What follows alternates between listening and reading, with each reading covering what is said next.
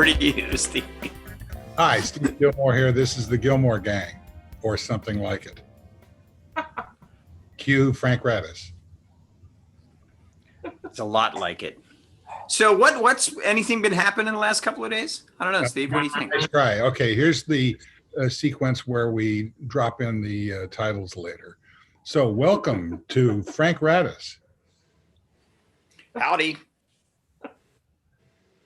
A little bit more. I got. It's all I got. I got no more. That's it. Yeah. I'm holding it for the show. I'm holding it for the show. Excellent. Yeah, I'll let you know. Next to him in some cyberspace configuration is, I know she hates it. She just hates I'm it. gonna just clobber you for that. Is Brent Leary. Brent, welcome. Happy Festivus to everybody. Is that true? Whoa, really? Hey, look, I heard the airing of the grievances earlier and last night, and just thought, yeah, Festivus, I'm all in. Okay, and lose title. Now, one of them did have pole up his ass though. Sorry. Yeah. Sorry. Like who are we talking about? Does it matter? I'm Not anymore. So, children, that was a metaphor from Frank Radice. A metaphor. Look it up. Thank you. I thought he was literally saying somebody. Welcome, Keith Teare. Thank you for having me. Pleasure to be here on my iPad Pro. Yeah, there was a good review in your newsletter about the iPad Pro or the iPad Air. Yes, there was. The Air, actually. wasn't it? Why buy the Pro?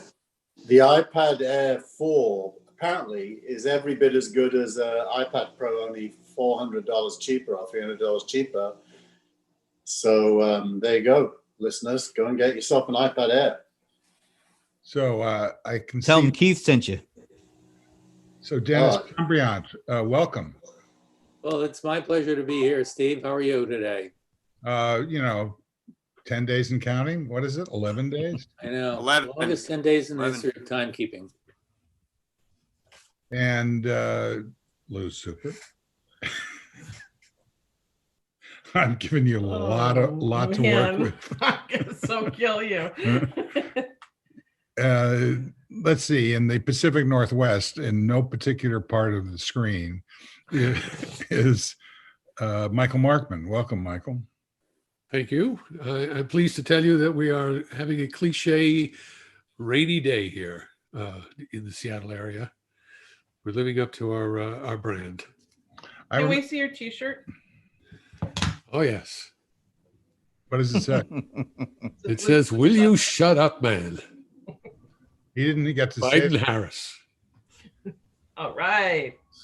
His team, which has really been spectacular and fast, put this up for sale within hours of the debate. And I ordered one and it came in just in time for me to wear it for this week's debate. So here's my Seattle story. It was some sort of conference up there that, what's that guy's name? Gnome Dex. Was that it? Yeah. And I went for a walk from the hotel. And it was, a typical, as Michael just suggested, rainy day. And all of a sudden the fog cleared and I was terrified to realize that there was this huge mountain right in front of me, Mount Snow. That's the story. I mean, it was like, whoa, what is that? That was great. Thanks. That would have been a real problem if you were in a plane. Ooh. That's true. So was that Mount Rainier that you saw? Yeah. Probably. Yeah. It's always a spectacular surprise when it shows up. It's not. I don't know how many days of the year it's visible, but when you see it, you always gasp. That was okay. So I think we've talked about everybody, and we have the supers out of the way. I could tell you that Table Mountain in Cape Town has the same impact, but I don't know if any of you will be able to visualize that. Oh. I'll let you know. It's not coming. I in. bet you Brent can get a picture of it on his A10 Mini quicker than we can. Quick, Brent. You're so hooked All up. right. So, what does everybody think about how Big Brother is going? Nobody's watching. Not watching Big Brother. Okay, I am. It's fantastic this year. I thought you were going to ask us about did anybody watch that new West Wing episode that I saw on HBO? I haven't seen that. How was it? Yeah, I haven't seen it either. You haven't seen it? Wow. How did No, I see it before you guys? Well, I'm actually holding off. I got this birthday party for a relative on Sunday. We're going to watch the Borat movie, the West Wing thing, and I'm going to rewatch the Comey thing with all of these relatives, and none of whom are American, and see what they think. That sounds like a good lineup. The Spike Lee Borat. David Byrne show is worth seeing. Okay.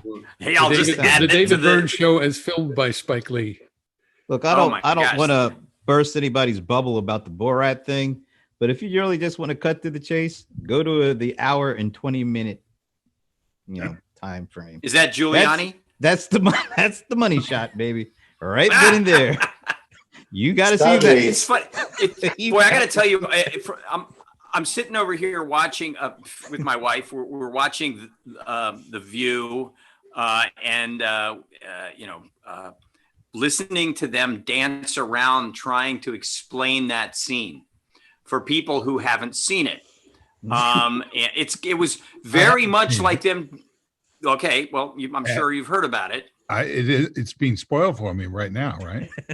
Oh yeah, there've been photographs of it. There've been freeze frames of it all Haven't over the seen it. internet the last couple of days. See, you're avoiding it, but Oh then my it's been funny because it came on the heels of that whole thing with Tubin.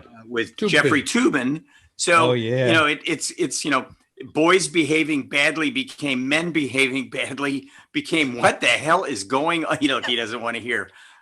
Became what the hell is going on with these people? They have these great careers and then they just tank them themselves. He's a real nowhere man.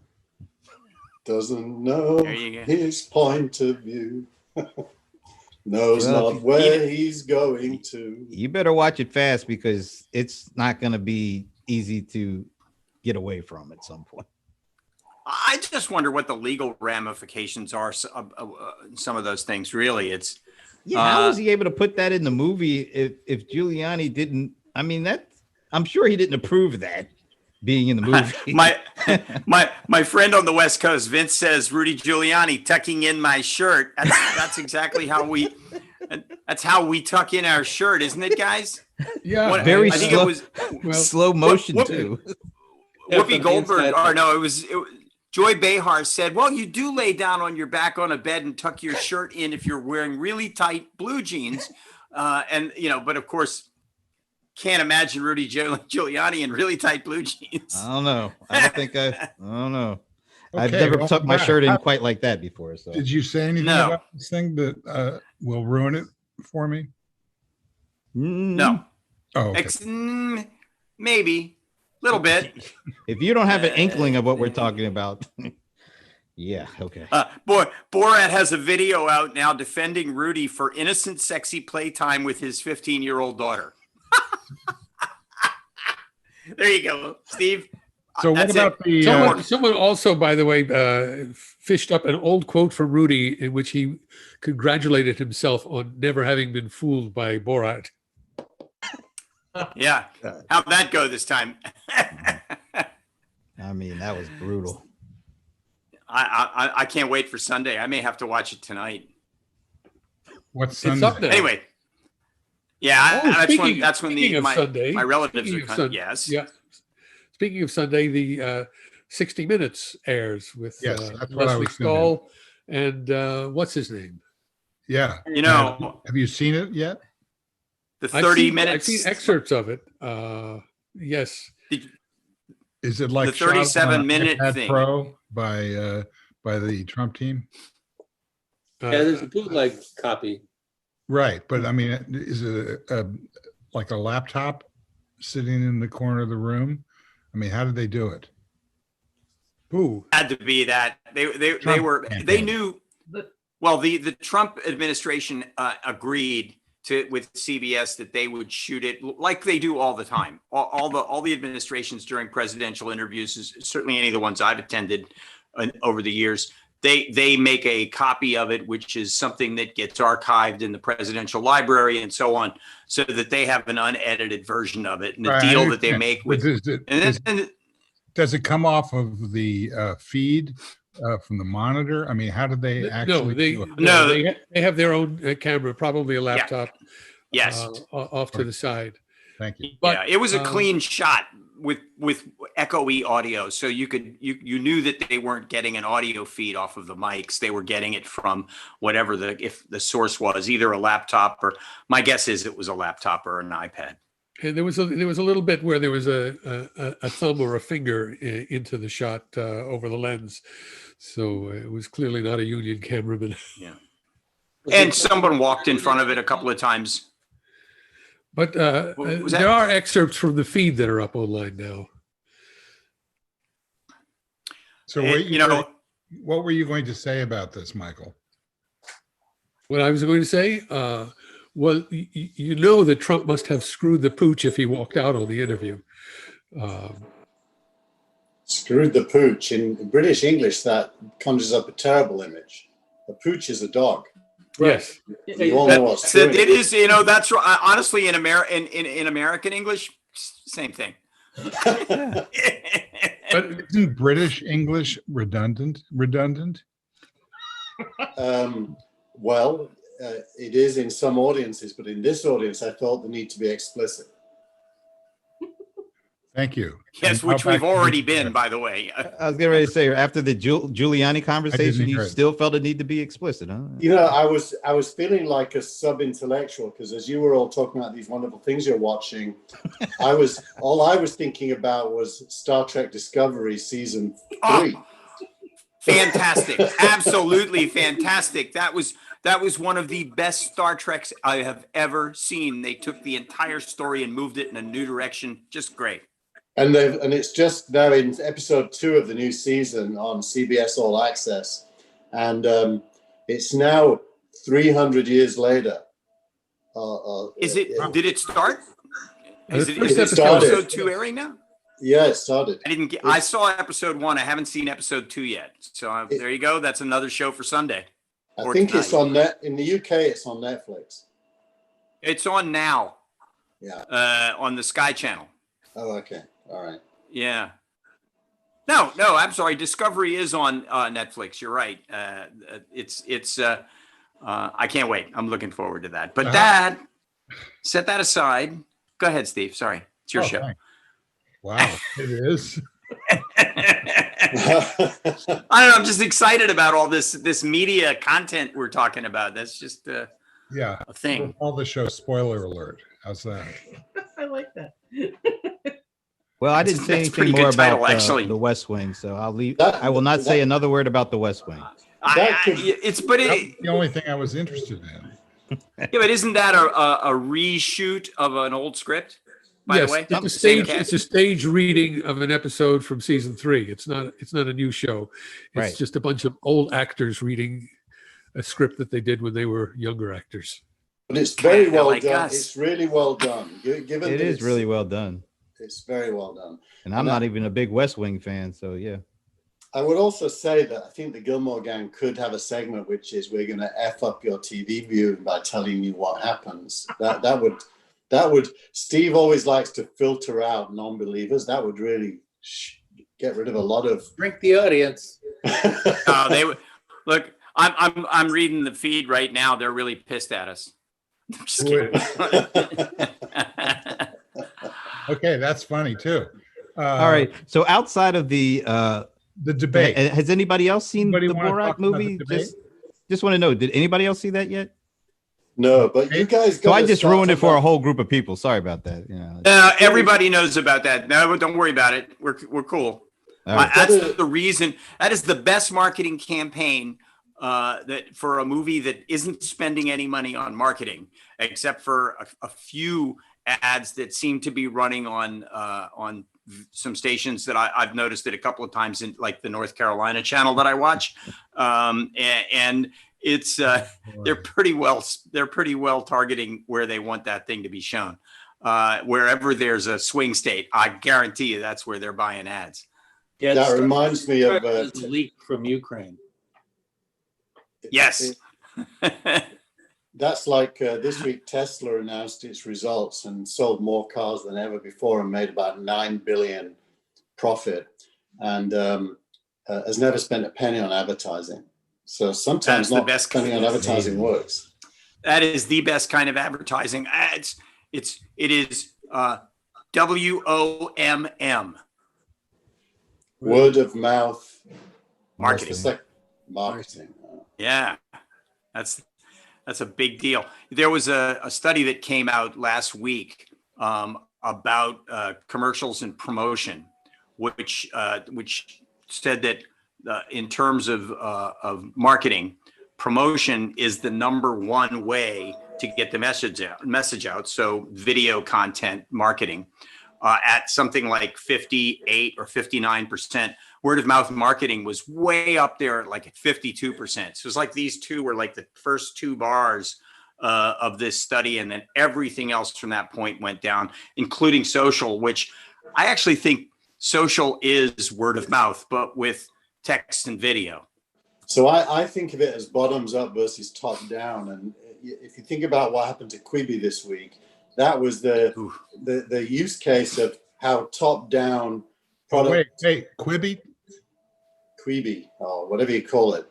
Okay. Is it Quibi or? Every time we mention Quibi, I'm taking another sip. Anyway, bottoms up word of mouth. It means organic, real. People like it and want to share it. And top down, spending a lot of money means nobody likes it, and no matter how much you spend, they won't like it. I wonder which one. They were lucky. They had a good excuse, though, I thought, as to why it died, as opposed to the fact that it was a pretty bad concept to begin with. It was, well, wait a minit. Yeah. The virus hit. The fundamental issue. Nobody cared or wanted it. Yes. So if you're one of those investors who stuck, $250 million into this thing, is it not easier to say, well, the virus hit and people stopped going out and therefore didn't need to watch content on their phone, could watch it on a bigger device, and that's why Quibi failed. Thank you very much. Bye bye. Yeah, I didn't like the idea before the pandemic. Seriously, it seemed ridiculous. Whenever you're making content for a I don't know if device. I mentioned this. I ran into Katzenberg years ago, about 15 or 17 years ago at a tech conference. It was just when YouTube was getting started, and he was still with DreamWorks Animation. And I asked him if he was at all concerned about the low budget and no budget videos that people were putting up on YouTube for free, and whether he thought that would eat into his audience. And he said no, he wasn't at all concerned, because he thought that high budget production value would always win when it came to content. And apparently that was an idea that he kept through the remaining 15 years, and thought that he could get into the YouTube space and beat it with high production value. But it was not only that all the marketing was top down. They actually blocked word of mouth marketing. They made it impossible to get screen captures so that people could share them virally and make memes out of them. In a world where you would think that they had some kind of internet savvy or social media savvy, they just cut it off. They locked it out. It's not only that they didn't get it, they didn't even try. They didn't even make it possible to get it. Is anybody else using YouTube to watch feature films? No. I watched Prometheus on YouTube the other night. I'd seen it a couple of times before, but it was available for, I guess, £3 to download. So I thought I'd watch it again because I thought it was a good movie and I knew I missed a lot of it. And as I was searching around for stuff when I put into Google, which is another conversation we could have, when I put into Google, where can I see the movie Prometheus? The first one that came up, obviously, was YouTube. And then I went into YouTube and found tons of good second run and well-known feature films, which kind of is not something that I thought was something they wanted to hang their hat on, but maybe I'm just, stupid in that regard. There was a lot of opportunity there. So Google's doing a big rebranding now around everything. So Google Play Music has gone away and they've rebranded it YouTube Music. Apple this week announced Apple Music, which is a 24/7 MTV style videos of musicians doing their songs. And it feels as if YouTube Music, Apple Music, and what I think will happen to movies which will become YouTube, that there's a fairly big rebranding going on. And I wonder if it's preparation for breakup. I was just going to say that. I wonder. Elaborate, please. Well, this week or late last week, 11 state attorney generals and the Justice Department made a case against Google, claiming A, that it's a monopoly, and B, antitrust violations. I meant elaborate on the idea that this is preparation for breakup. Well, if you put into YouTube the things that you think should be in YouTube and leaving Google the things you think should be in Google, you're prefiguring what you suspect the worst outcome will be and organizing for it ahead of time. How did that go with Microsoft? Fairly well, actually. They Really? did fairly. You mean when they broke Microsoft up into multiple parts? I don't remember that. No, they didn't do that. I'm not That's saying my they point. did that, but Microsoft reorganized itself. If you look at the reorganization within Microsoft between Office, the internet stuff, which was the search engine, the browser, and then the emerging cloud stuff, it did trigger a reorg. So Microsoft cleverly destroyed their ability to enter the mobile market in order to be able to reorganize. Is that what you're telling me? I'm not. They weren't clever enough to know that they should enter the mobile market, and when they tried, they did a really bad job. So I would put that down to incompetence and inability to see the future rather than anything prompted by their DOJ reaction. So my question is the history of what happened with Microsoft in the so-called antitrust breakup. Is that presaging what is happening or allegedly happening with Google?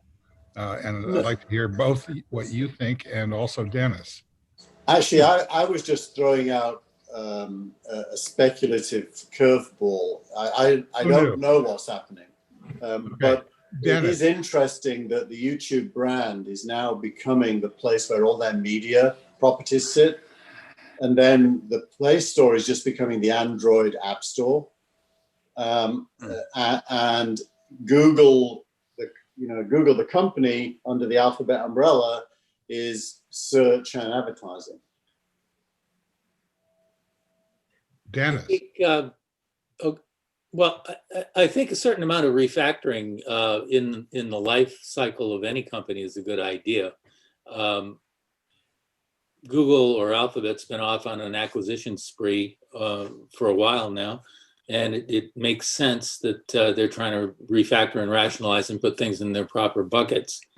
I think it's also important to understand that the judicial climate in the 1990s is not the judicial climate today. And while courts refused to break up Microsoft in the 1990s, that may not be the outcome that is not the outcome you should expect automatically for what's going to happen 5 years down the road when the U.S. Justice Department and Google and maybe some other Silicon Valley companies have exhausted all of their appeals and remedies. Also, I think it's only going to be 5 the years. in the case of Google and YouTube, YouTube had independently of Google been developing their own music product, and so you had music going out under the Google brand with Google Play, and you also had music going out under YouTube. So it may have nothing to do with a breakup. It may simply be a consolidation in their recognition that YouTube was a much stronger media brand than Google was. Well, it's interesting. But The products are quite similar. If you look at Apple Music and YouTube Music, they're very similar, except with YouTube, you can choose what to play next. With Apple, it's a linear TV channel.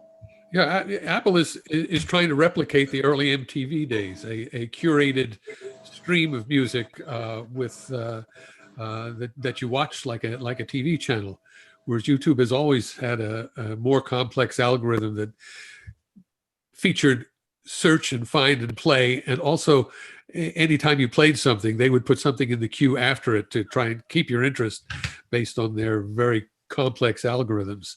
So have you used YouTube Apple? becomes a continuous stream, even though it's not humanly curated. It's curated by their algorithm and your history. So have you used, or has anybody used Apple Music on a digital assistant?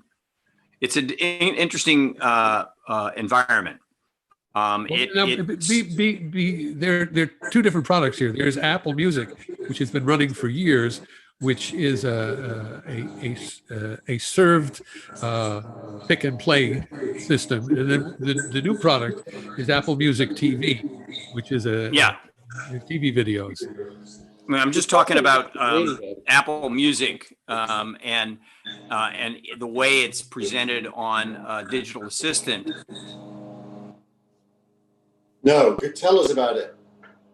So if you go to your digital assistant and you say, play me music, R&B music from the 80s, or R&B music from the 70s, which happens to be my favorite genre of music, it then automatically curates this great playlist of I'd say 80% of the music that I want to hear, which is very interesting.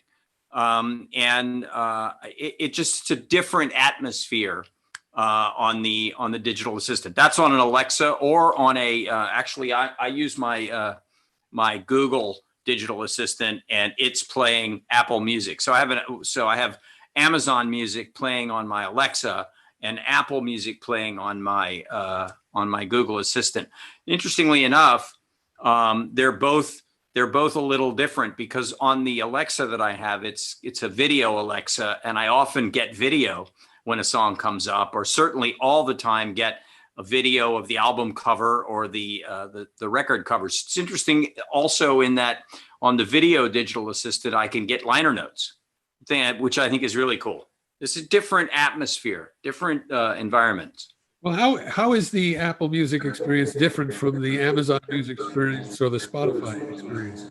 Because they don't give you curated playlists by genre. Yes, I don't know honestly if the Apple Music experience on the Alexa gives me the video content that I get with the Amazon content. I don't know that. So actually, I probably should have been talking more about the Amazon content than the Apple content.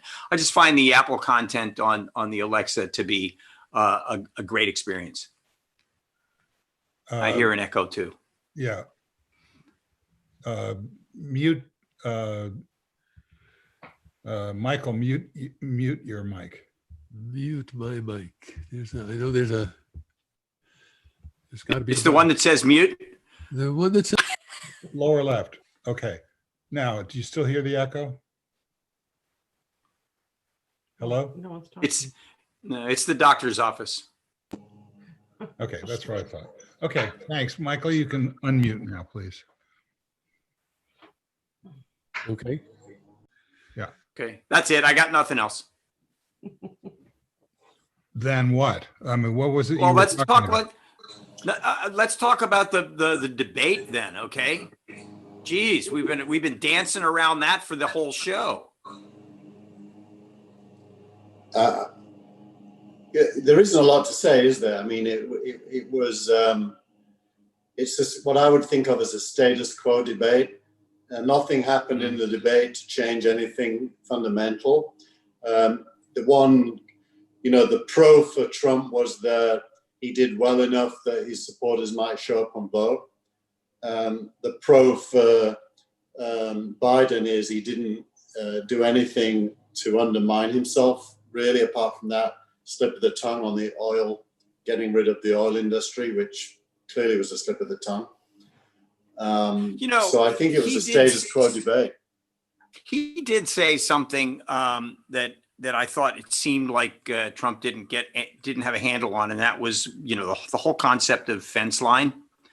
And those people who live on the fence line in Pennsylvania, for example, have been subject to cancer, have been subject to all kinds of medical problems, are the recipients of losing their jobs. And I was kind of surprised that the conversation didn't go a little bit further into explaining the problems of people who live on the fence line and how those are the people who are most affected by these gigantic oil refineries in their backyard. That didn't happen. And what did happen, apparently, and I didn't see this, but I heard about it today, was that there were immediate Insta commercials for Trump using that line from the debate last night to directly at Texas and Pennsylvania. So it was a slip of the tongue that might have cost him something. I don't think it was a slip of the tongue. I think it was a huge missed opportunity. You mean to follow up? No, on Biden's part, it's high time somebody said there's only about 1.8 trillion barrels of oil left in the ground. It's about a 50-year supply. And if we don't start doing something about transitioning, we're not going to have to worry about pollution because there's going to be nothing to burn. Yeah. Well, he also could have gone down the road of he said he wanted to get back into the climate accords, but he also said that I think there was, correct me if I'm wrong, did he not say that he was going to sort of get back in with the Iranians, but not caring about he didn't say this, but not caring about buying their oil because we probably don't want their oil or even need their oil, but giving them back some of the money that they've been freezing on them as part of getting back into the Iranian nuclear deal. Well, I think I didn't hear that, but that sounds eminently reasonable if we're freezing funds. Yeah. Well, the analysis that I heard of this entire debate centered around the fact that it probably was going to have no effect ultimately on the race. Yeah. So regardless of whether this was a mistake on Biden's part or not, Texas has always been out of reach. It's been a good excuse for forcing the Republicans to use the money that they don't have left for advertising to keep it in their column. Pennsylvania is a whole other story. Sorry, what? Exactly. I mean, Trump's defending a red state. Who cares? So it's all about Pennsylvania. I don't think that that's going to pull it over the wire for Pennsylvanians who are on the fence, of which there are none. Well, the conventional wisdom going in was that since it seems that Biden is ahead, all Biden had to do was stay even, that he would come out ahead. And Trump needed to change the game, and I don't think Trump managed to do that. I saw one instant poll that had Biden up 1 point after the debate and Trump down 1 point after the debate. So if there was any motion at all, it was a minimal amount of motion. Brent, did it change your mind? that was a non-event. I watched the Eagles Giants game. So, yeah. And how'd that go? Who won? Neither of my teams are playing. I was just, wasting some time. But no, I mean, did anybody expect that to be once they kind of took away Trump's possibility of being Trump? You knew there wasn't going to be that much going on in that debate. Like a real debate with Trump actually, spitting logic and facts? No. Well, they didn't entirely take away Trump's ability to be Trump. They took away his ability to throw tantrums, but he was still able to lie as much as usual. So yeah, but it's the tantrum, the lies with the tantrum that's what people are looking for watching for. I mean, the lie, just the blatant lie that's delivered in a dull fashion. That's just not all that exciting. I want to see the meltdown with the lie. If I gotta have the lie, give me the meltdown with the lie. It's like a burgers and fries. You want to have the lie and the meltdown with the burgers and the fries. So. It's kind of like a modern day panto. I thought that segment where he tried to defend himself against the accusation of racism was interesting, where he kept saying, I'm the least racist person in the room, but I can't see anyone else in the room, but I know I must be the least racist person in the room.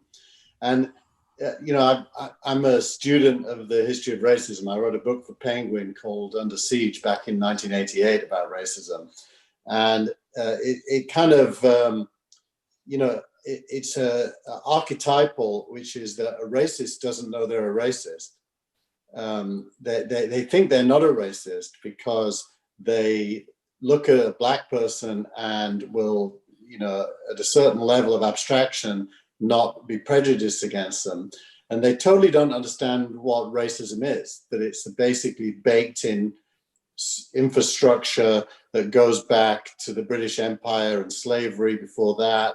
They just don't understand what the meaning of the word racist is. They think it's about their personal point of view. Some of their best friends are black. Well, and that's the reason that recently, and I don't know how far back recently goes, people have been using the phrase systemic racism to try and create a distinction between my personal prejudices and things that are baked in going back to the British Empire. And obviously they relate to each other. Some people can be anti-racist in their head, and strongly so, and even tell other people off when they see racism, but still be racist. And I don't think it's unconscious racism. I don't like that phrase. I think it's going along with society structures the way they are today and not seeking to change them.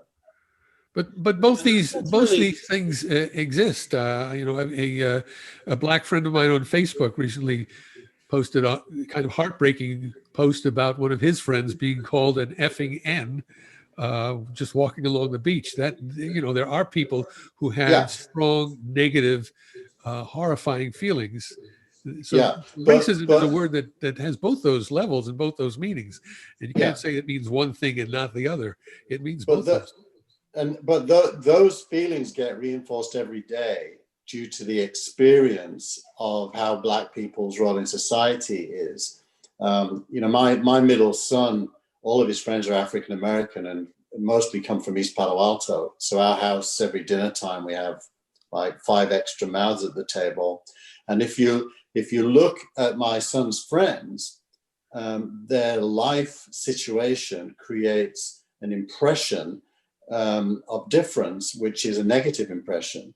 And so that is structural. That their life in East Palo Alto and the schools they go to and the funding of those schools and their chances of a job and their attitude towards what job they might get due to the experience of life, that is all deeply rooted in the structure of society.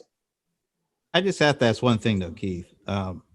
Was that Steven Seagal movie based off of your book? No, that totally different thing. I just, I like those Under Siege. I actually wrote Under Siege using a pen name, Keith Thompson, because back then in London, the National Front, which was a fascist group, were winning seats, and it was dangerous to be openly anti-racist. So you kind of hid behind pseudonyms. And here on the Gillmor gang in America, where everyone has guns, I'm proudly declaring. I thought they will have to.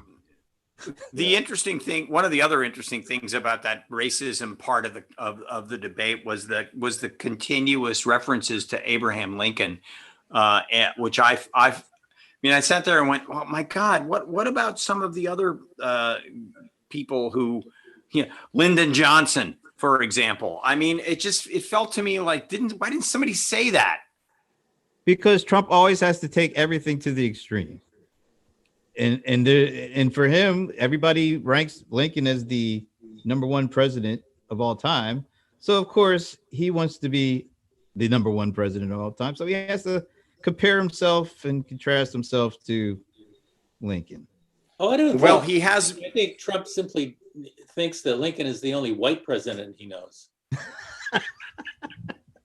Well, he's certainly become the pro-infection candidate. There's no doubt about that. Why can't he say something? And I've been the best one since Buchanan or Andrew Johnson. Everybody, somebody Zachary Taylor. Good old Zach Taylor. Yes. Zachary Taylor. There's a president everyone remembers. Better yet, William Henry Harrison.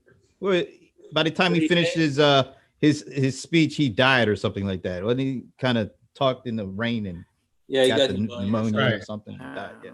He went out for a walk and never came back. Yeah. But I was saying, like think about the very beginning of the debate, which I was awake for at 3 o'clock in the morning when I'm having a hard time doing that. Go ahead. Okay, well, don't.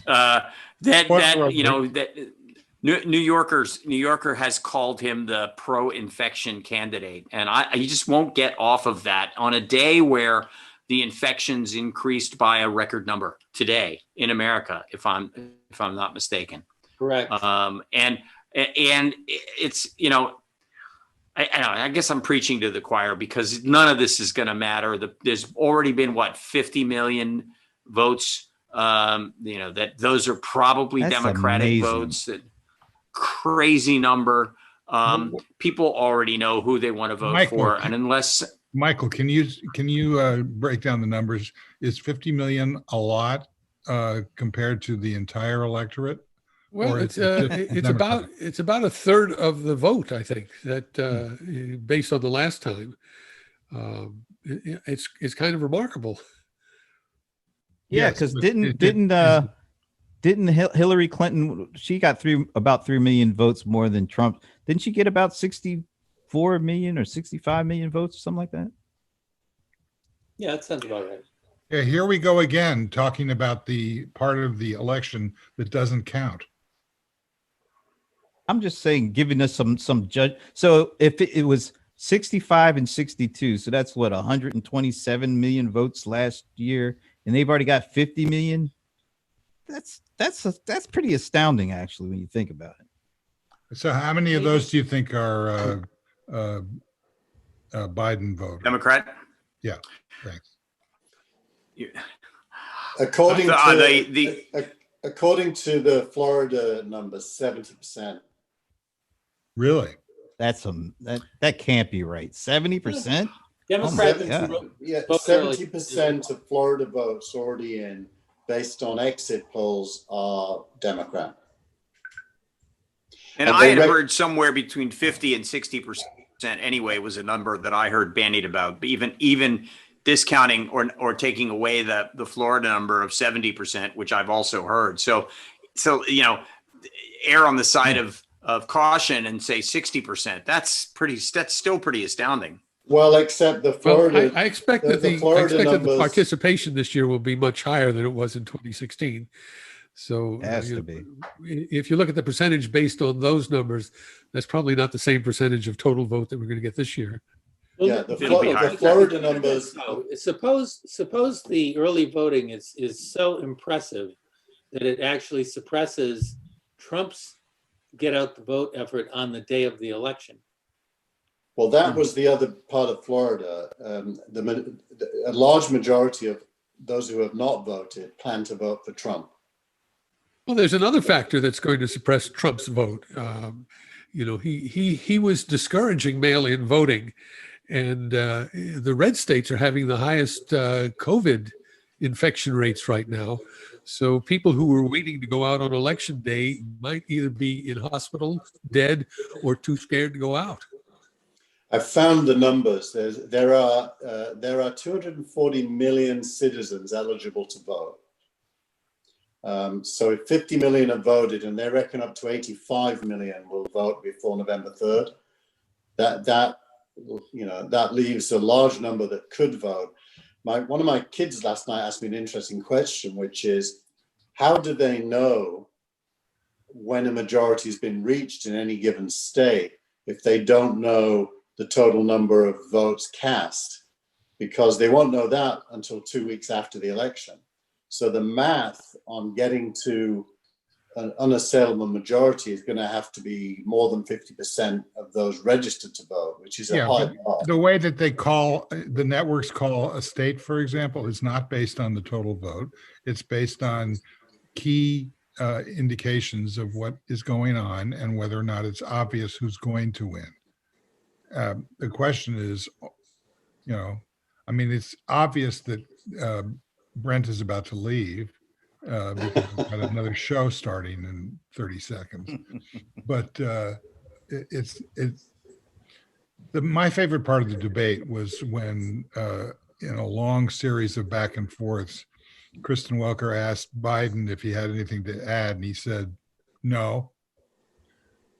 That was the best part of the debate. I think he won the debate with that comment. Is that like the mic drop kind of thing? No, it was just kind of, but it was more that, no, I'm not going there. Everything that I've said is because I wanted to say it. Everything that I didn't say is because I didn't want to say it. This guy has no character and he's a nightmare, and you can see who I am. And I thought what Biden was very adept at just putting a damper on all of the personal attacks that Trump was trying to get started based on Hunter Biden and Joe Biden's brothers. Biden just would not take the bait on any of that. He not only didn't take the bait on that, he also had enough class to refuse to point out the corruption that's in Trump's family. He didn't bring the Trump kids into it at all. He just shut it down and threw it back on Trump's character and said, you know who this guy is and you know who I am. Show us your shirt, Michael. We didn't see it. Let's see that shirt. Oh, I think we saw it. I thought we had a showing earlier. Yeah, we saw it. Did we see it in the beginning? I must not have been paying attention. It's just me. I may not have had the screen. We talked about it before the show was rolling. You said, is that what it was? How did you get this? Yeah. How did you get this? The Biden team. Well, this was a line that Biden used in the first debate, and his team had the shirt up for sale later that same night. I said, Brent, take your last shot because you got to go. What do you want me to shoot at? Your theory that that Trump is not going to win, but you're afraid that he will. Yeah, still too early for me to make any changes. 10 days. 10 days. How much earlier can it be? You're gonna wait until like 30. We got another show to do before that, so leave you hanging. And on the next show. All right. This is all right, guys. Thanks, Brent. Maybe we'll see you next week, right? Yeah, maybe. Yeah. And enjoy Borat and his buddies. Live long and prosper, brother. I don't know what that's about. Okay, so sorry to interrupt you, Frank, but no, I interrupt. Well, I kid. I do. You do. Yes. You kid. I thought the one good thing that everyone commented on CNN and MSNBC that Trump did was the whole thing about you know, Joe, you've been in politics for 47 years. You spent the last 8 with Obama. Why didn't you ever do any of these things you're promising people you're going to do? I thought that was It was, and I think Biden missed the opportunity to counter it. Although he did at one point say it in one line, he could have made a lot more out of it. He said Republican Congress. I mean, the fact is that for 6 of the 8 years of the Obama administration, Mitch McConnell was putting up a roadblock. Yeah. And I thought Biden missed an opportunity to make a good pitch for getting the Senate by talking about that. Yeah, but that's not his job. His job is to beat Trump. Well, but he won't get an opportunity to do his job unless he gets the Senate. Oh, I disagree with that. You know, divided government is what we live with. It's not going to change because the guy with the orange head is going to either win or lose. It's got nothing to do with it. I mean, absolutely. No. If Mitch McConnell is the minority leader, not the majority leader, then Biden's legislative program can go forward. If then we find out what Democrats. Nothing happens. In that scenario, we find out what the Democrats have a problem with. You know, the Democrats have gotten away for a long time in blaming the Republicans for the stalemate in Congress. What happens if they actually have, 50 votes, which of course is 10 less than what they need? No, I think there's depending on whether they kill the filibuster or not. Right. There's a broader question there that I'm sure Denis will have a lot of history, but the will of the people reflected through the representative democracy into the legislature and the executive branch is filtered through all kinds of things that prevent the will of the people from ever being exercised, or at least largely. And it does lead you to question how democratic that whole layers and layers and layers of filtering make America. I have no idea what you're talking about. I do. Keith, you're spot on, I think, and I think one of the greatest culprits is the way the Senate is organized and developed in the Constitution. If the Senate, historically, the Senate has always been the thing that impeded legislation from going forward, but that doesn't mean it's a good thing. It doesn't mean that wiser heads prevail. If you look at what happened between 1860 and 1865, when the Confederacy was out of the Union, they weren't sending people to Washington, a hell of a lot got done. The Land Grant Colleges Act, the Morrill Act of 1862, is one example, but so is the Transcontinental Railroad. We culminated the railroad in the late 1860s, but it was started with legislation put in place during the Civil War. As a matter of fact, Lincoln got to choose the gauge of the track, 48.5 inches. Anyhow, Hey, Joe. I've written extensively. Thank you. About the spoiler alert. I didn't know that. Thanks, Steve. That's pretty cool. Who built the railroads, by the way? Well, it was a public-private partnership. I mean, what individuals were out there building the railroads? Many of them were Chinese. There was Crocker. There was Stanford. There was. They called them the Big Four. I can't remember all of them. They all have at one point had hotels in San Francisco, at the top of California Street. So they did it in a public-private partnership. The government gave them land on either side of the track for huge right-of-ways. They sold the land to develop money to actually lay the tracks and to hire people. I was talking about what Michael said. One thing else that happened in that era was the Department of Agriculture, and we use the phrase seed money.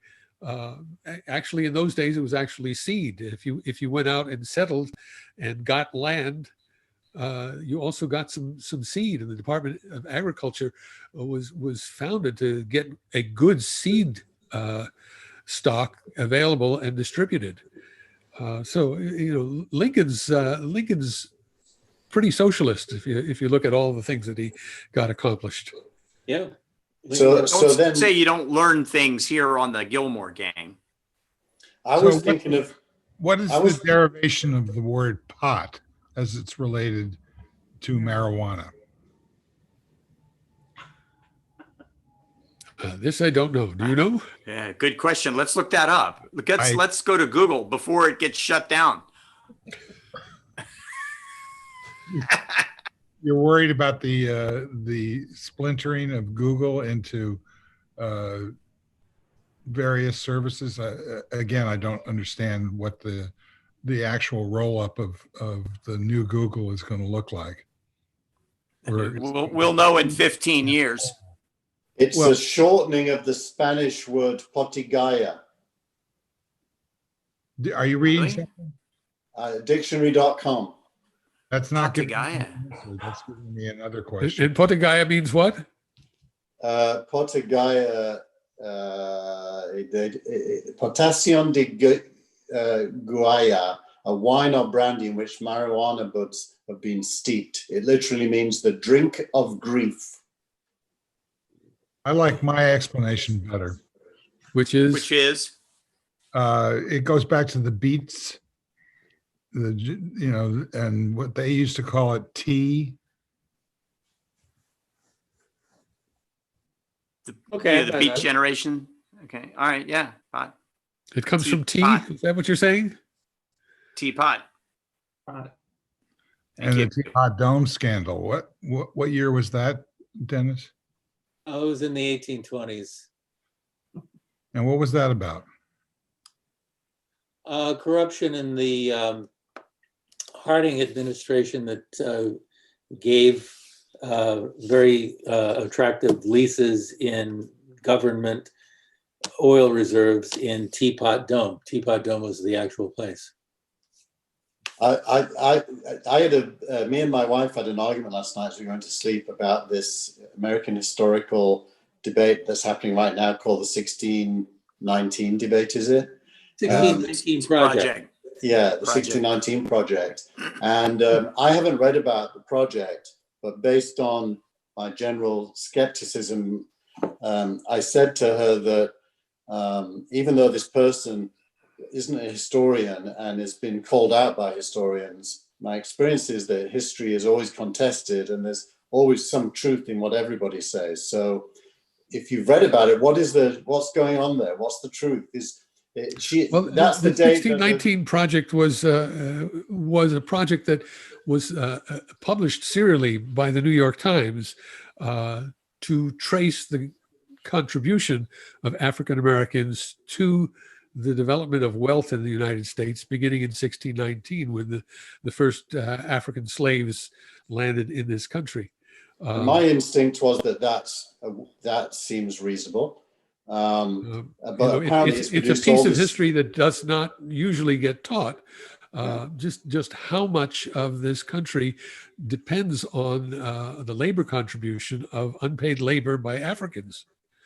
And so the 1619 project tried to develop this history through the centuries and insert it into school curriculums. And the controversy is that the white power structure does not want to hear from that. Well, that was my instinct. She makes the point that the 1619 project spokesperson, a woman, said America was actually founded starting in 1619. And I said, well, that must be a metaphor. She doesn't mean literally. And apparently all these historians are jumping on accusing her of being literally wrong because, of course, it was the War of Independence that led to the formation of America, as they say. So it feels as if it's racist against anti-racist. That was my instinct. Is that right, or is it not right? That's what Donald Trump would say. The English settlement of this country. I mean, there's a pre-revolutionary colonial history of the country that needs to be understood, and almost immediately after white English settlers came here, Africans came here in captivity.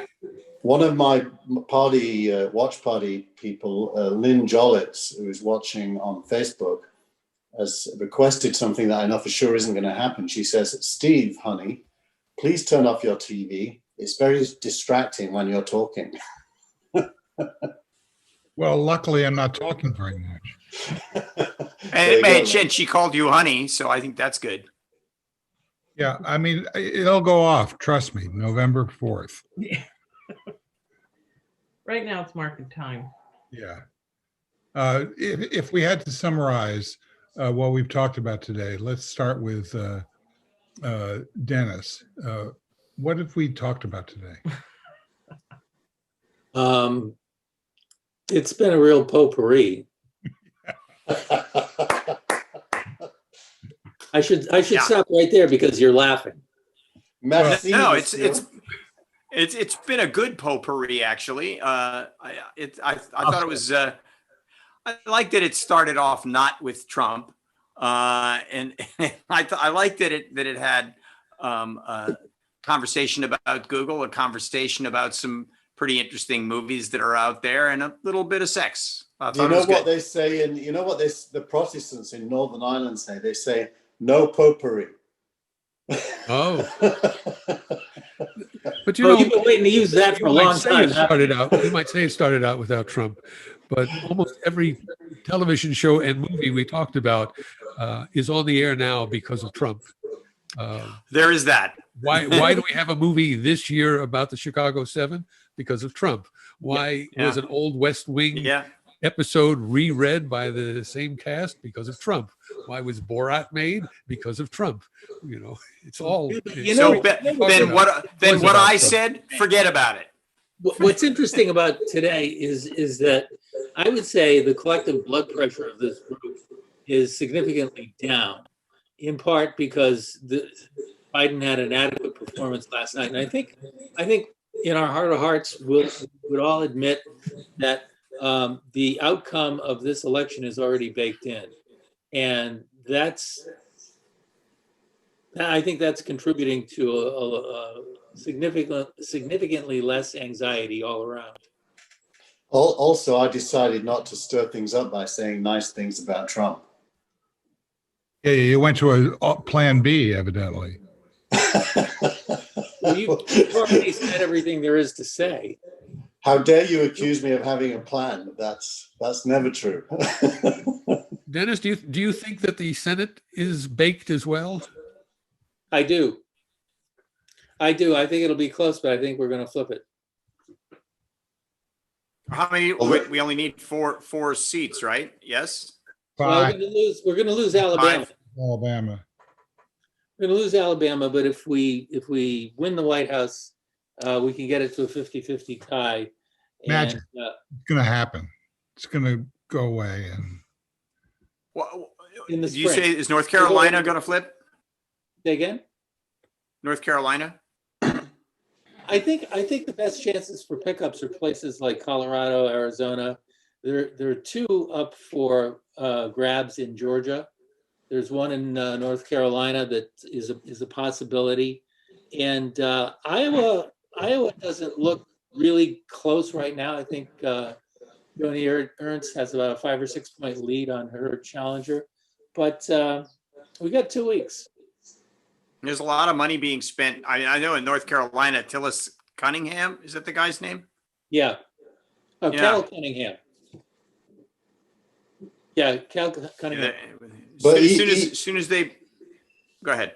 I was going to say, even if the Senate flips, because a lot of stuff requires supermajorities and there's still a filibuster, it's still going to be painful.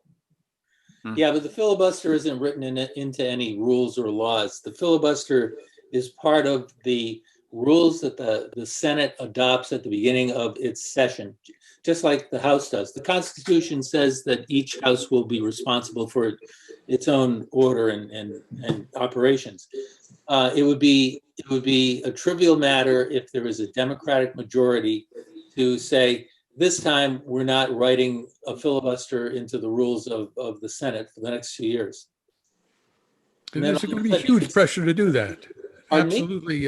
It's almost going to be irresistible for the Democrats. Absolutely, absolutely. I think we. What ought do you to- think about the? seats What for do the you think Senate, they'll too. do with the Supreme Court? Do you think they will increase the numbers or not? I expect they will. I thought Biden came up with a really good answer, which was to say he's going to establish a bipartisan commission to study the matter of court reform and report back in 180 days.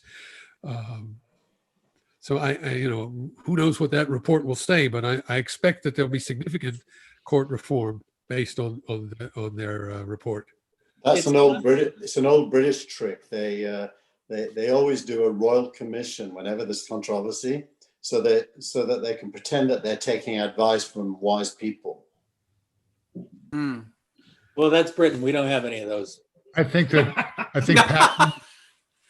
packing the court will be seen as the least onerous possible change, and the commission will bring up all the other things like rotating every 18 months and or 18 years. I don't know. There's a whole list of alternate scenarios to packing the court, and evidently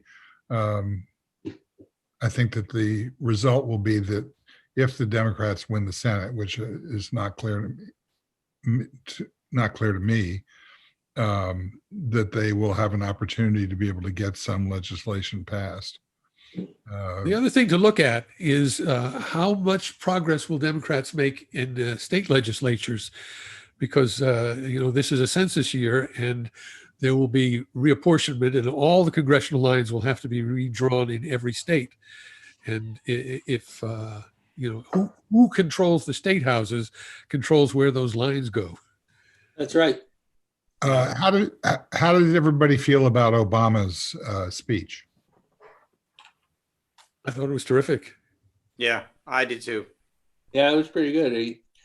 He got a lot. He got 4 years off his chest. No, I thought, it was unguarded, from the gut, genuine, passionate, everything you would want. My question though is, does it have legs? Is it some? I mean, it was good. All of those things you just said, Keith, but will it be remembered between now and the next 10 days? Well, we're in this world where we're always in a flood. Nothing has legs anymore. Yeah. And Yeah. on the other hand, everything has legs because it's all up on a server somewhere, and you can go back and look at it. I don't think that's the last we'll have heard from Obama in these 2 weeks. No, he'll be agree, saying variations of that speech at least twice more, maybe 3 or 4 times more. The undemocratic instinct in my children led them, all 3 of them, to say, "Why can't Obama stand for president?" Knowing the answer, they didn't care. Well, it speaks to the educational crisis that we're in. Yes. Did anyone see the special on Sousa, the guy who was the White House photographer? Oh, I saw pieces of it. It was brilliant. It was brilliant, and because he was Obama's, I didn't know this, because he was Obama's photographer, he had a lot of pictures in inventory, and he's been photobombing. I don't know if that's the right term, photobombing Trump for years. There's a think about a guy like David Kennerly. That's what I thought about when I saw that much of that documentary. A guy like David Kennerly, who started out as a photographer in Vietnam and ended up being a White House photographer for 2 or 3 presidents, I think. Same sort of thing. And he has a site on Facebook where he's constantly publishing photographs like those that we saw of Obama, of the other presidents, and his reminiscences of it. It's very, very interesting stuff. And he's a pretty fascinating guy too.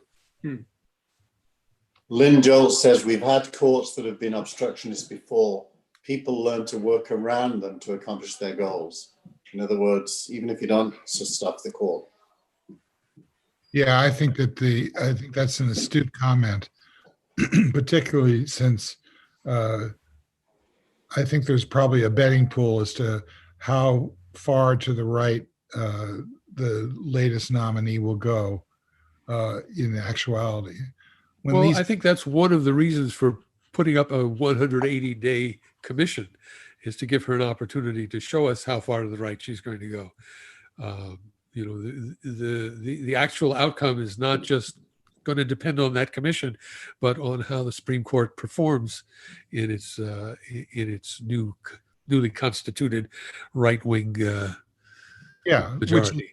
Which is why that comment was astute. Is that basically once we get past the noise of the election, then we'll see actually what this realignment looks like. I think the spectrum to measure along isn't left and right, but gung ho-ness. If you're really, really gung ho, and you don't care about the reaction you're going to get from the people, you can do crazy stuff. But I suspect once Trump is gone, a lot of the establishment are going to breathe a huge sigh of relief, and the gung ho-ness will be notched down, except for the real extremists. And therefore they'll become separated a little bit like the after Obama got in and you got the what was it called, the thingy party, the Tea Party. Yeah, the Tea Party. There'll be a Tea Party version 2, but they'll be separated off from the establishment. This time they'll be called the Pot Party. I was going to say the Proud Boys Party, or the Poor Boys Party. But luckily, thank you, Tina. Yeah, thank you, Tina. Tina got it. I got it. All right. Once more around the table. Last thoughts, Denis Pombriant. Last thoughts. Less than 2 weeks. I can't wait. I'm looking forward to having this over with. I hope it's a big enough margin that it prevents or precludes a lot of skirmishing around individual state recounts. Frank Radice. Two things. First of all, maybe we should consider convening the gang somewhere closer to Election Day, after Election Day, than waiting until that Friday. I don't know. That's up to you, Steve. The other thing is the numbers for the virus are peaking here in the UK, and from what I can tell, it's much of the same in the US. So everyone be safe and follow the rules. That's all I have to say. Michael Markman. I think there are two buckets of the post-election skirmishing. One has to do with legal challenges, and in that case, I agree with Denis. If there's a big win, that will pretty much go away. But the other bucket is all these people with guns who are convinced that any outcome except a Trump win must be a rigged election, and they seem to be inclined to want to do something about it. Whether they're actually going to do something about it, I don't know. But that's one that I continue to worry about. Keith Teare. I'm in reactive mode, but just to say, it's interesting to me that Trump's rhetoric around rigged election wasn't on display last night. Which was kind of interesting, because that either means he's more confident or it means he's given up. Probably he's given up. Yeah. But what does it mean if he's given up? So what? No, he's given up even contesting the outcome, because otherwise... He always says exactly what he's not going to do. He says he's going to put money in, he's going to bankroll the campaign. He never put money in. He still won't put money in. No. In fact, last night he said threatening the outcome of the election. Well, the point is, legal challenges don't come cheap. You'll need an army of lawyers, and I know that the Democrats have the money to pay their army of lawyers. I don't know if the Republicans do. Well, let me ask. I want to ask a question, Steve, of the gang, or if this is. The fact that the Justice Department, which had decided or had been decided for them that they were going to insert themselves into that rape case and defend Donald Trump against that woman who claimed that she was raped by him in New York City, and then the Justice Department attorney failed to make an argument in the court. Have you heard about this, guys? So what does that say? Does that mean that the Justice Department, did Barr pull him out? What was the reason behind that? Does anybody heard about that? I haven't heard about that in particular, but there does seem to be a huge pushback against Barr. He's maybe he has the virus, but he seems to have just withdrawn. He's trying to figure out what he's going to do when his boss loses. He may have. He'll go to work for the TV network that Jared Kushner is starting. Here it is. The hearing was called off after the DOJ lawyer was barred from court over the COVID restrictions in New York City. So I suspect they've got a continuance. Still sounds fishy to me. Could be. Yeah. All right. Well, I want to thank our producer and director, Tina Chase Gillmor. Thank you. I want to thank Brent Leary, who's you can see on another network right now, talking about sports, I believe. So he will be regaling that audience with not caring about whether the Giants or the other team was winning or not. So I'm going to switch right over to that and see if I can get some more information about that game. By the way, Brent did a terrific interview with Adam Blitzer from Salesforce earlier this week, which is really interesting if you're interested in what's going on in terms of marketing and the implications of third party, first party, and the loss of the cookie as a ad tech driver. There's a lot going on there, and Adam was, I think, really interesting in how he described it from his perspective. Whether that says anything about the players or not, we'll find out. But Brent continues to overperform, I think, with his partner Paul Greenberg in terms of the CRM players. It's worth watching, and if you have access to the back channel here on the Gillmor Gang, we will attempt to signal when their next show appears. I want to thank Denis Pombriant. It seems to be off in the brush somewhere. Oh, that's the pond. Yeah. Well, thanks, Denis. I want to thank Michael Markman, who's still in the doctor's office. It's a long wait there. I know. I hope to get a clean bill of health on November 3rd. All right. And then I'll find another place to broadcast from. The common theme here is bladder problems. Denis went for a pee under the bushes, and Michael is. There's Plan B again. Stir the pot. Yeah, where's still no kitties?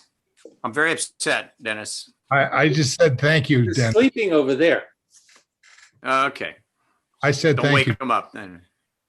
You said what? Thank you? I said thank you to you, but you weren't there. Oh. I would have said thank you for having me. Excellent. And You would've. thanks to Keith Teare. Plan B, live every Friday. And of course, still in London after all these years, is Frank Radice. Thanks. Thanks. I'm stuck here for 6 more months. Can't travel. Well, that's optimistic. No, I mean it has nothing to do with the virus. It's a visa thing. What do you got there? Oh, Is that Is that a lot? shofar? No, it's a gourd. Oh wow. That reminds me of the shofar. Reminds me of a Richard Belzer line. We will not repeat. Blow the chauffeur. Blowing the shofar. Yeah, I remember that. Oh, that's another good show, by the way. We're watching the Comedy Store on Showtime.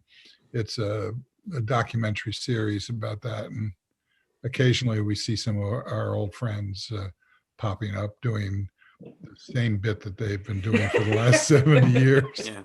But I constantly remember Belzer's when Bob Dylan had his it was Baruch Atah Adonai Halloween. But that's in there. Dylan's kind of grown into that. Hadn't he? Yeah. He looks like it now. He didn't used to, but he does now. The rabbi. Yeah. Well, except for the time he wore the black hat. That was Yeah, the slow train coming years. looked a little Hasidic at that time.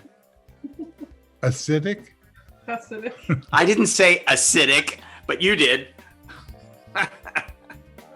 Thanks to everybody Thank who you. showed up, and especially those who didn't. We'll see you again next time, which will be one more time before the end of civilization. So No, don't say that. no, civilization, not life as we know it. Okay. Enough of this, plan B. Okay, thanks guys. We appreciate it. Bye-bye. Have a good week. You too. Bye. Bye-bye. Goodbye. What's that Beatles tune? Yeah, good. Oh, Ringo. Sung by Ringo, written by John Lennon. We're still streaming live, by the way.